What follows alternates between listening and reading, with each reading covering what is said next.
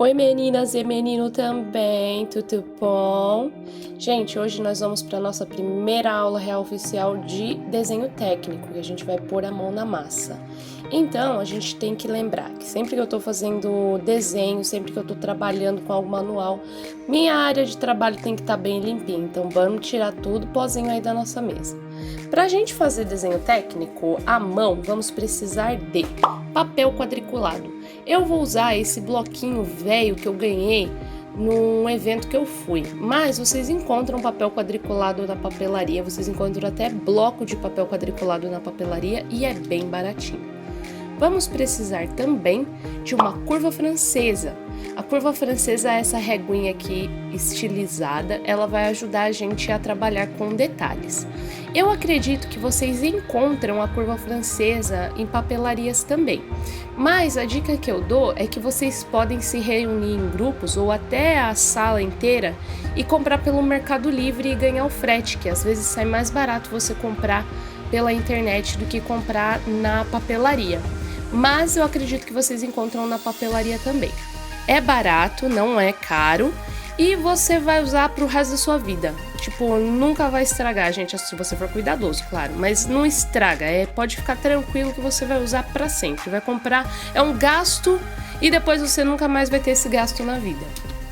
Vamos precisar também de uma régua reta, pode ser a pequenininha de 15 centímetros, borracha, lápis ou preferencialmente lapiseira 05, uma caneta 07, uma caneta 02 para detalhes, eu uso da Unipi. Eu trouxe aqui um desenho do robozinho que a gente tem aqui no papel quadriculado, para a gente conseguir ter bem essa noção de que o nosso corpo tem o lado direito e o lado esquerdo iguais em torno de um eixo vertical. Então, tudo que eu fizer no lado esquerdo eu vou fazer no lado direito, exceto quando a minha roupa é assimétrica, mas para isso a base tem que ser a mesma. Hoje nós vamos fazer uma saia, então a gente vai fazer a saia como se a gente estivesse vestindo aqui o robozinho, são essas medidas aqui que nós vamos usar. Vamos lá, mão à obra então. Eu vou começar fazendo um traço no meio do meu desenho. Conto 3 quadradinhos para um lado, 3 quadradinhos para o outro e faço a minha marcação. Esse daqui vai ser a distância da minha cintura. Quando a gente está falando de cintura, a gente vai ter que fazer ela um pouquinho curvada, e aí que vai começar a entrar a minha curva francesa. Porque nada, quando a gente está falando de roupa, fica reto, né? Então tudo ele vai estar envolvendo o nosso corpo, e é isso que eu tenho que prestar atenção. Aí eu vou para minha medida do quadril. Vou descer 3 quadradinhos de um lado, 3 quadradinhos do outro, e vou fazer aí a minha marcação do quadril. E aí eu vou encontrando na minha curva francesa essas curvas para eu ligar os pontos. É muito importante eu ir caçando aí, eu prestar atenção num lado e do outro da minha curva francesa. Vou descer 10 quadradinhos e vou marcar ali o comprimento da minha saia. Seria uma saia aí na altura do joelho. E também vou 2 quadradinhos para o lado para a gente fazer uma saia vasê, ou seja, mais abertinha. Vocês vão reparar que esse tipo de marcação que a gente faz é bem parecido com o que a gente faz na modelagem. E aí eu venho também com a minha curva francesa para fechar esses pontos.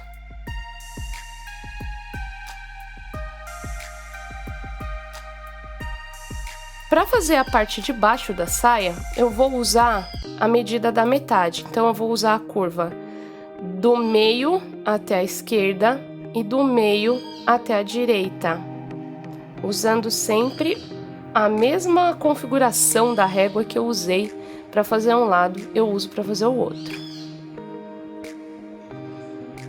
E basicamente está pronta a minha saia. Essa vai ser a base dela.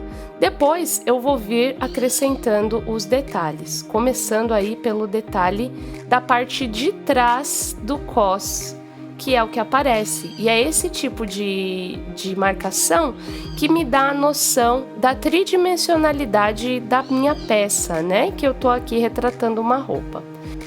Então eu vou começar usando a régua e a caneta 07 para fazer o contorno da minha saia. E agora eu não posso errar. Tenho também que prestar atenção tomar cuidado para quando eu for colocar a régua em cima de onde eu já fiz para não borrar. E é nisso que eu também sou fã da caneta Unipin. Ela seca rápido e aí eu não tenho que ficar me preocupando em esperar a minha tinta da caneta Nanquim secar para eu passar a minha régua por cima. Quero lembrar que eu não sou patrocinada pela Unipin, tá, gente? Eu falo tudo isso do coração. Mas se a Unipin quiser me patrocinar também, eu não vou reclamar, tá bom? Então, Unipin, patrocina nós aí. Terminando o contorno, eu vou para os detalhes, usando a minha caneta 02 agora. E aqui, eu já fui fazendo direto no meu desenho, porque eu já tenho essa prática. Mas eu deveria ter feito primeiro de lápis e depois passado a caneta por cima para vocês terem mais firmeza. Na verdade, eu até sugiro que vocês façam isso. Façam os detalhes primeiro a lápis e depois vocês fazem a caneta. Não façam como eu fiz aqui no vídeo. Eu esqueci, eu me empolguei e acabei me esquecendo que eu estava gravando uma videoaula para vocês e que tinha que ser tudo bonitinho nos mínimos detalhes. Então peço desculpa aí pelo meu erro, mas sugiro que vocês não façam direto os detalhes como eu tô fazendo, mas sim façam primeiro a lápis e depois passem a caneta.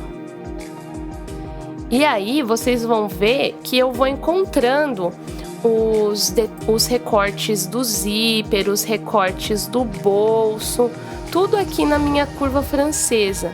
Então eu não faço nada à mão livre no meu desenho técnico. Ele tem que ser perfeito, ele tem que ser exato. Então por isso é tão importante eu usar a curva francesa. O máximo ali que eu usei a mão livre foi para fazer o botãozinho, porque ele é muito pequenininho, mas ele tem que ser muito exato e é por isso que a gente usa demais a curva francesa. Agora eu vou fazer o bolso, e para fazer o bolso eu marco ali com o lápis, já era para ter feito com o lápis antes, como eu disse para vocês, onde vai ser o início e o fim do meu bolso, e aí eu encontro na curva francesa onde eu vou juntar esses dois pontos. Então eu faço primeiro a linha do recorte e depois eu faço a costura. Mas, insisto, isso deveria ter sido feito a lápis antes, não diretamente assim como eu fiz com a caneta. Eu acabei me empolgando, gente, mas vocês façam a lápis primeiro. Vocês vão reparar, inclusive, que os bolsos estão diferentes um do outro. Isso não pode acontecer. O desenho técnico ele tem que ser perfeito, o lado direito e o lado esquerdo. A não ser, claro, que a gente esteja falando aí de um modelo de roupa assimétrico, mas isso não deve acontecer. Terminando o meu desenho técnico, eu apago com a borracha o lápis que está por baixo. Lembrando mais uma vez que é importante que a minha tinta esteja bem seca para não borrar. E agora eu vou pintar a minha saia, correto?